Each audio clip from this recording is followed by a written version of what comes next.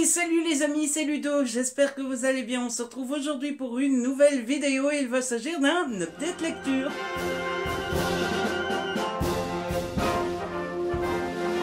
En effet, vous connaissez la formule gagnante, formule qui ne change pas, formule auquel je tiens. J'ai lu récemment 4 livres que j'ai plutôt bien aimés, même s'il y a une petite déception. Et puis surtout 4 livres que j'ai lus récemment et donc je n'attends pas plus longtemps avant de vous en parler. Histoire d'avoir tout bien dans ma tête, que mes souvenirs soient assez frais et que je puisse vous en parler fidèlement et que je puisse bien vous en parler. Cette fois-ci, dans cette update, il y a 2 thrillers et 2 romances. Voilà, c'est kiff kiff et bourricot. Et donc, je n'attends pas plus longtemps avant de commencer cette vidéo, histoire qu'elle ne soit pas trop longue, comme d'habitude. Donc, le premier livre dont je vais vous parler, il s'agit de Le Cri de Nicolas Buckley aux éditions Pocket. Alors, c'est un livre que j'avais envie de découvrir depuis très longtemps et on me l'a offert. Je pense que c'est pour mon anniversaire, je pense, et j'étais trop content de le recevoir et j'étais trop impatient de le lire et donc je l'ai lu et j'ai bien fait de ne pas attendre plus longtemps parce que j'ai vraiment beaucoup aimé. Alors l'histoire de base de ce livre, c'est un patient qu'on retrouve dans un hôpital de Oslo, dans un hôpital psychiatrique. L'hôpital s'appelle Gostat. Et on retrouve le patient. Au début, on essaye de faire passer ça pour une crise cardiaque, machin, bidule, bazar. Et puis, au fur et à mesure, on enquête. Et au fur et à mesure, on se rend compte que c'est bien plus compliqué que ça. Et au fur et à mesure, on se rend compte que l'héroïne principale, l'enquêtrice, a mis le doigt dans un engrenage qui va la transporter loin, loin, très loin. Et c'était juste merveilleux ce livre. J'ai beaucoup aimé. Alors... J'ai beaucoup aimé d'abord le style. On est typiquement dans un thriller nordique, sauf que c'est écrit par un Français. Mais personnellement, franchement, je trouve que quand on le lit, on ne se rend pas compte que c'est écrit par un Français. Bon, après, c'est pas une tare non plus que ce soit un Français, hein, on s'entend bien, mais on dirait vraiment un polar nordique écrit par un nordique de Norvège ou de Suède ou de Danemark ou de où vous voulez. Et c'est super bien réussi, l'ambiance est super bien réussie, on est dans le froid, dans la neige, dans le machin, il fait beau. C'est typiquement le genre de livre qu'on aime bien lire, coincé dans son canapé, etc. Il y a le petit défaut, surtout au début, après ça s'emballe et je trouve qu'on le ressent moins, mais au début c'est un petit peu lent, au début il y a un petit peu des descriptions dont on se serait bien passé au début. Bon, et puis c'est un premier tome, il faut le temps de connaître les personnages, etc. etc. J'ai beaucoup aimé aussi les personnages, justement, l'enquêtrice principale, dont j'ai oublié le nom, vous me connaissez, qui s'appelle Sarah, est très attachante, elle a un passé très compliqué, elle a un présent très compliqué, sa vie n'est pas très facile, sa vie part un peu à volo. Et puis surtout, elle a beaucoup de caractère. Franchement, moi, il m'a pas fallu longtemps pour que je me fasse à cette héroïne. Et il n'a pas fallu longtemps pour que je l'aime beaucoup. Et puis, il y a l'histoire, l'enquête que j'ai trouvé super bien faite. Alors, comme je vous le disais, ça part d'un mort. Alors, je dis ça comme si... D'un mort banal, quoi. Hein. Il est mort et puis c'est tout. Voilà. Et c'est typiquement le genre d'histoire, le genre de thriller à tiroir. Vous savez, on enquête sur quelque chose, on se rend compte que c'est plus grave qu'on pensait, on va encore un peu plus loin, on continue à enquêter, c'est encore plus grave que ce qu'on pensait, et on continue à enquêter, c'est encore plus grave, et puis on continue, c'est encore plus grave. Et finalement, on part d'un meurtre, somme toute, assez banal, et on termine sur un truc de ouf, quoi. Un truc énorme, un peu genre complot du gouvernement, etc. Sauf que c'est pas vraiment ça, c'est style ça. Et c'est juste génial. Et puis surtout, on a cette fameuse construction, cette fameuse ficelle, ce fameux cas de figure où on est avec deux personnages, puisqu'on a Sarah l'héroïne, et puis on a un autre personnage qui vient se greffer à l'histoire. Je dirais pas plus sur l'autre personnage parce que je pense que c'est intéressant de le découvrir au fur et à mesure qu'on lit l'histoire. Mais on a donc ces deux personnages, ces deux personnes somme toute assez normales. Alors Sarah, certes, elle est inspectrice, elle est policière, etc. Donc elle a quand même des capacités, mais bon, c'est pas non plus Robocop. Et on a ces deux personnages qui se retrouvent au milieu d'un truc qui les dépasse, d'un truc énorme, d'un truc où les méchants sont prêts à tout pour cacher ce qu'ils ont fait et pour pouvoir continuer ce qu'ils font. Et ça, c'est juste merveilleux, c'est juste jouissif. Il y a un moment dans l'histoire où tout bascule et où je trouve que ça s'accélère. Et à partir de ce moment-là, j'étais à fond dedans. Et puis je trouve que c'est super intéressant. D'abord, les méchants de l'histoire sont complètement starbés, hein, je vous le dis. Ils n'ont pas toutes les frites dans le même sachet. Et puis, il y a ces fameuses questions qu'on peut se poser dans la réalité, je trouve, c'est jusqu'où est prêt l'humain pour connaître des choses, jusqu'où est prêt à aller l'humain pour la science, jusqu'où est prêt à aller l'humain pour des connaissances, et puis surtout la religion. La religion, est-ce que c'est si bien que ça, la religion?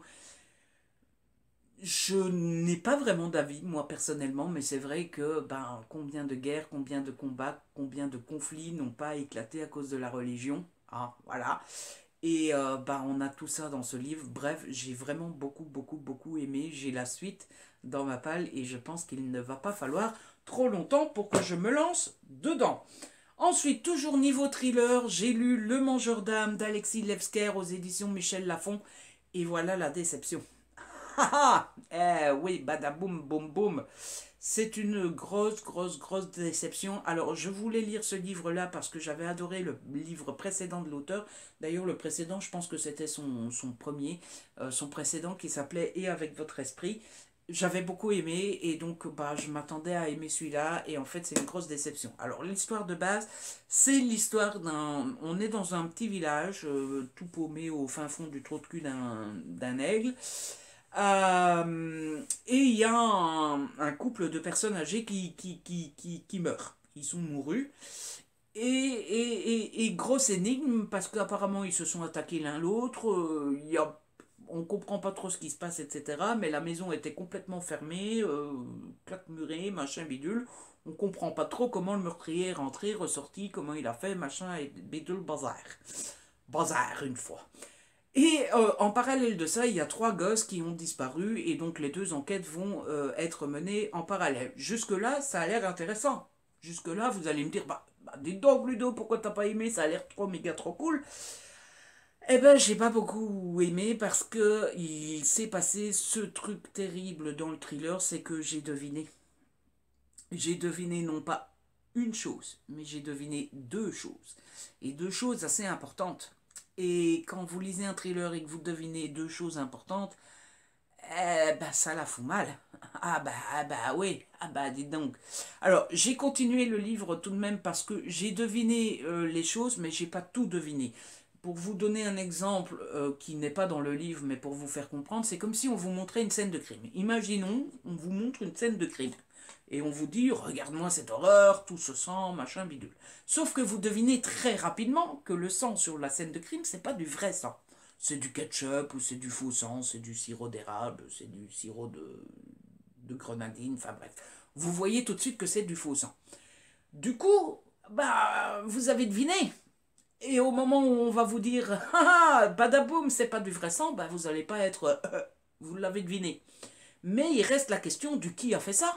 Et pourquoi il a fait ça? Et comment il a fait ça? Et avec qui il a fait ça? Etc. etc.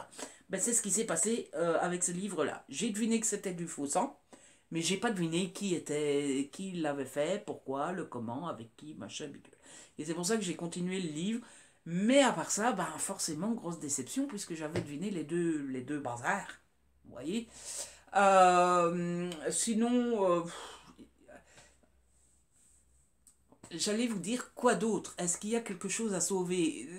Le problème, c'est que le thriller est un genre qui repose grandement sur la surprise, sur les révélations, sur le pourquoi, sur les questions, etc. Et donc, quand vous devinez, vous vous focalisez un peu là-dessus et vous avez du mal à trouver des points positifs. Le point positif que je pourrais trouver, c'est que les chapitres sont très courts, ça se lit très vite. Je l'ai lu en un dimanche, alors certes il est court, hein, il fait 350 pages, mais pour moi lire 350 pages d'une traite en un jour, il faut que ça soit efficace quand même. Donc bon, le style est efficace, les chapitres sont assez courts, c'est assez addictif. L'histoire de base était intéressante, les rebondissements étaient plutôt intéressants aussi, etc. En fait, je pense que c'est le genre de thriller qui fonctionne si vous ne devinez pas dès le début. Et si vous êtes comme moi et que vous devinez depuis le début, eh ben vous êtes fichu. Vous êtes mal barre parce que ça n'a plus beaucoup d'intérêt du coup. Voilà. C'est tout ce que j'avais à vous dire sur ce livre. Je crois que j'ai été assez complet. Et du coup, je vais m'arrêter là parce que quand j'aime pas insister pendant une demi-heure, ça ne sert à rien. Le but, c'est de donner un avis, c'est pas de descendre le livre. Et donc, on quitte le thriller et on va passer à la romance. Oh. Et niveau romance, j'ai lu une auto éditée puisque j'ai lu Victoria Lace, j'ai lu la saga Renegades, le tome 1 Pax, c'est de l'auto-édité, donc comme je disais, et c'est un petit coup de cœur, j'ai adoré cette histoire. Alors l'histoire c'est quoi justement? Ben je vais vous le dire, ouais, je vais vous le dire. Vous avez des questions? Qui a deviné qui est-ce que j'imitais là? Hein? Vous avez des questions? Donc, l'histoire, c'est l'histoire de Pax. Oh, oh. Personne n'avait deviné. Hein.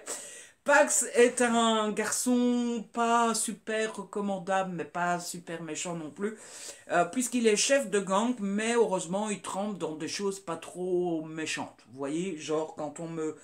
En fait, si vous me vendez un personnage pas très recommandable et qui trempe dans la drogue, dans le meurtre, dans ce genre de choses-là, je sais que dans la vie, je pourrais pas m'attacher à quelqu'un comme ça.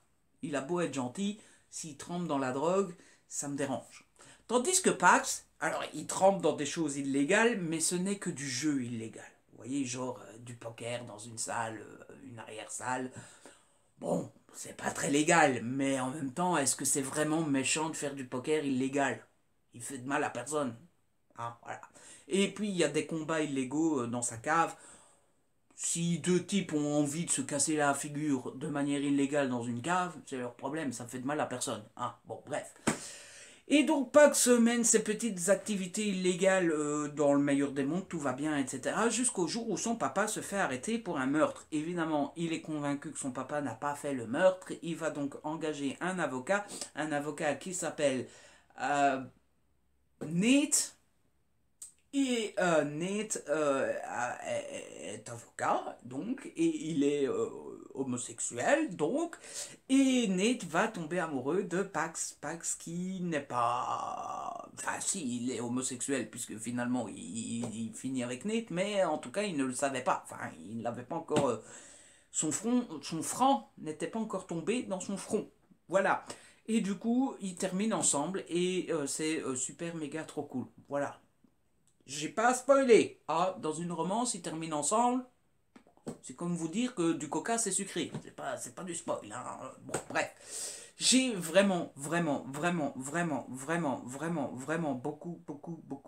beaucoup aimé le style de Victoria Lace qui était super efficace, super bon. J'ai encore plus aimé que Wild Summer. Je vous avais déjà parlé de Wild Summer qui était super méga trop cool aussi. J'ai beaucoup aimé l'ambiance. Il y a toute cette ambiance d'enquête avec l'avocat qui essaye de défendre le papa, etc., etc., etc. Il y a toute cette ambiance de Pax dans son club un peu illégal, etc., etc. Il y a toute l'ambiance de la police qui essaye de coincer Pax, de Pax qui ne s'entend pas très bien avec la police, etc., etc., etc.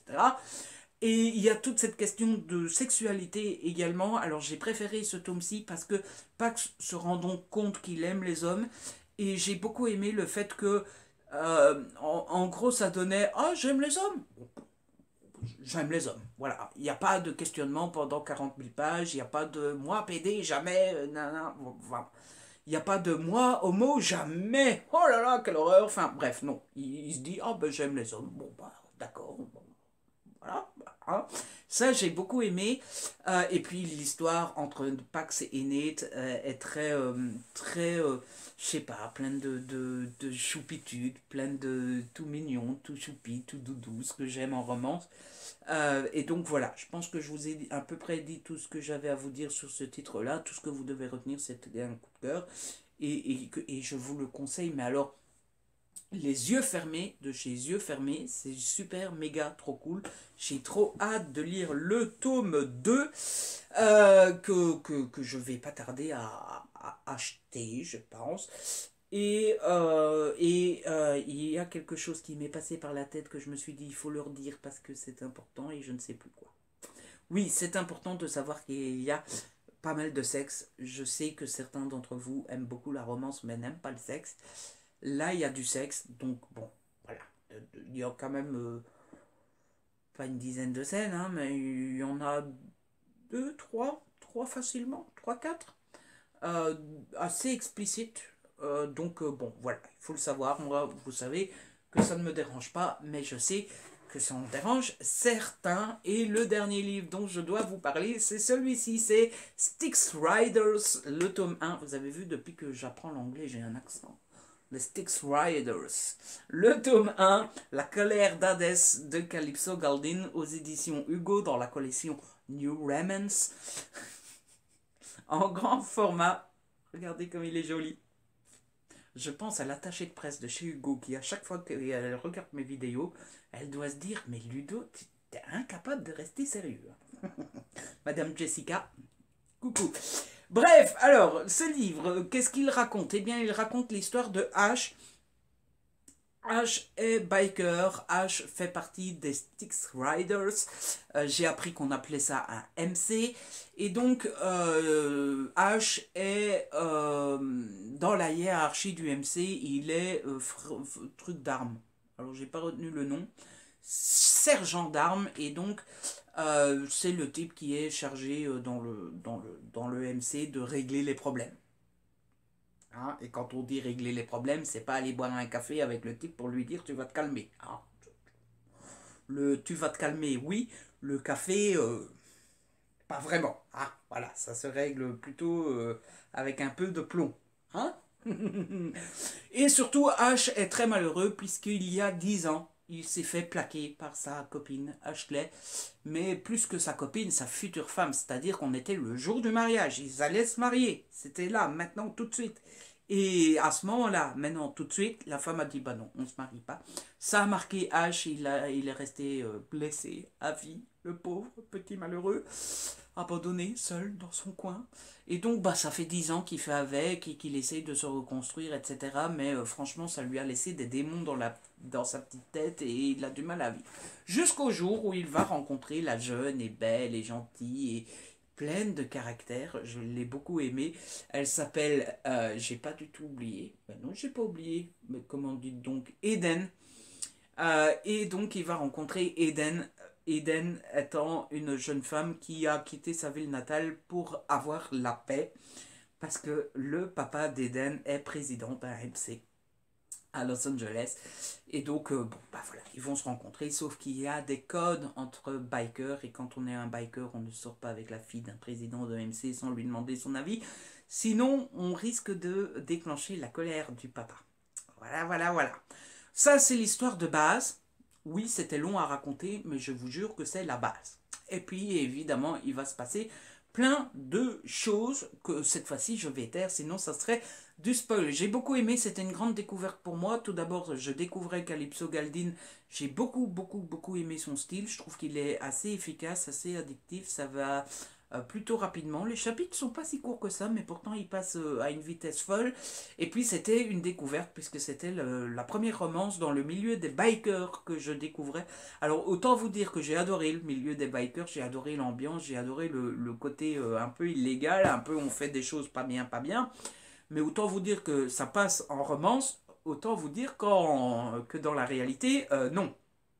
Pas question, hein. Je ne fréquenterai pas de bikers dans la réalité parce qu'ils sont quand même un petit peu chelous les messieurs, hein. Ils sont pas très sympatoches et ils font pas des choses très recommandables, hein. Voilà, autant vous dire que bon, j'ai beaucoup aimé H dans le livre.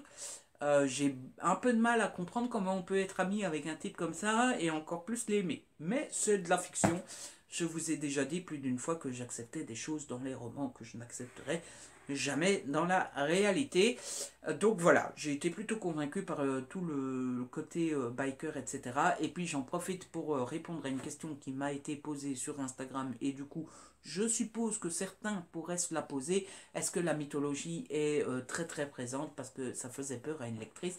Non, c'est juste la passion de H, un peu comme moi, ma passion c'est la politique. Et donc voilà. Mais il n'ennuie pas son monde toutes les 2 pages avec la mythologie et c'est vraiment pas un aspect, c'est un aspect important du personnage de H, un aspect important de sa vie, mais pas un aspect important de l'histoire et du roman, c'est pas un truc déterminant et c'est pas le truc central quoi, c'est beaucoup plus l'histoire entre H et Eden et beaucoup plus le milieu des bikers, mais n'ayez pas peur avec le côté mythologie. Et puis sinon, qu'est-ce que j'ai à dire d'autre? Eh bien, cette histoire nous montre encore une fois que oui, l'amitié, l'amour, la famille, c'est important. Mais c'est surtout important quand on a de bons amis, de bon amour et une belle famille. Parce que eh bien, la famille, l'amour et l'amitié peut autant vous blesser que vous rendre heureux. Hein, n'est-ce pas?